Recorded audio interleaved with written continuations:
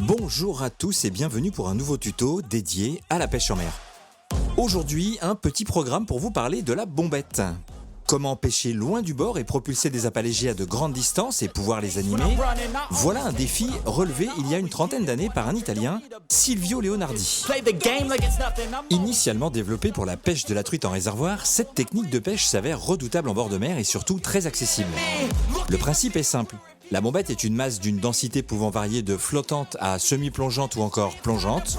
Elle sert de poids pour propulser à des distances surprenantes de tout petits appâts, cuillères, raglous, leurres dures, souples et même des appâts vivants comme des crevettes ou des vers.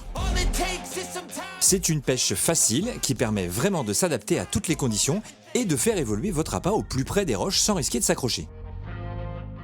Côté montage, rien de plus simple.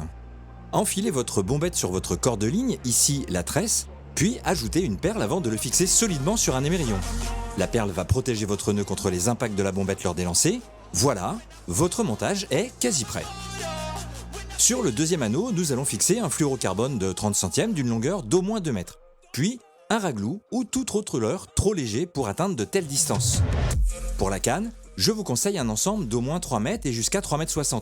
Au-delà, tenir la canne devient vraiment fatigant. Avec sa puissance de 20 à 60 grammes, la Ilicium 500 en 3 mètres est parfaite. C'est une très bonne lanceuse qui vous offrira de belles sensations et surtout une grosse réserve de puissance. Côté animation, rien de bien compliqué. Lancez loin, très loin, laissez descendre votre appât ou leurre à la profondeur souhaitée et récupérez votre ligne plus ou moins rapidement. Vous pouvez également faire des pauses pour le laisser évoluer dans les vagues ou le long des pointes rocheuses et le récupérer en continu, surtout si vous avez placé une cuillère tournante ou ondulante. L'énorme avantage de cette technique, vous l'aurez compris, c'est qu'on peut cibler une large quantité de poissons et couvrir davantage de terrain. Un petit conseil tout de même, lors de vos lancers, appuyez sur votre fil avec votre doigt pour bloquer le fil quelques mètres avant que la ligne ne touche l'eau. Cela va permettre à votre leurre de repasser devant la bombette et de s'aligner parfaitement au contact avec la surface et ainsi d'éviter de s'en mêler. Vous l'aurez compris, il n'y a pas beaucoup de limites. Vous pouvez fixer n'importe quelle cuillère, leurre, cuillère martelée, cuillère à mulet, poisson nageur et même des appâts vivants. Cette technique est l'anti-capot par excellence. À mi-chemin entre la pêche opposée ou au leurre, elle vous permettra de prospecter de larges, très larges zones à la recherche de la moindre activité. Voilà, je pense avoir fait le tour des points importants pour vous aider à aborder la pêche à la bombette de la bonne manière. Alors maintenant, c'est à vous de jouer. La bombette vous permet vraiment de lancer à des distances surprenantes et pourra séduire un bon nombre de poissons pour peu que vous adaptiez le style d'appât que vous présentez. Alors je ne peux que vous encourager à essayer.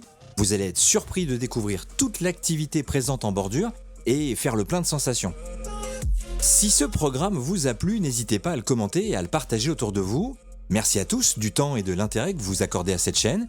Évidemment, adoptez un comportement citoyen et ne laissez pas de déchets derrière vous.